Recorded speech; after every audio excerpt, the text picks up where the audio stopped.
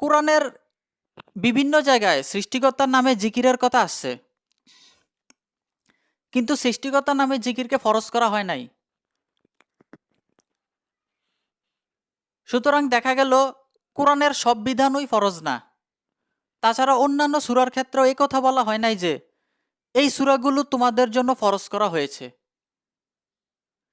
ভাই, আমরা যেখানে কোরআনের ফরজ বিষয়টাই জানি না, ফরজ সূরাটার কথাই জানি না, সেখানে অন্যান্য খুঁটিনাটি বিষয় আর কি বা জানবো। আমরা কিছু বিষয় জানি কোরআনের, সেটা হলো হুজুরদের মনের মাধুরী মিশ্রিত, হুজুরদের, বন্ড হুজুরদের দেওয়া গুজামিল মতো অপব্যাখ্যা মতো কিছু বিষয় জানি, কোরআনের মতো করে জানি না, কোরআনের মর্ম অনুযায়ী জানি না, কোরআনের দর্শন অনুযায়ী জানি না।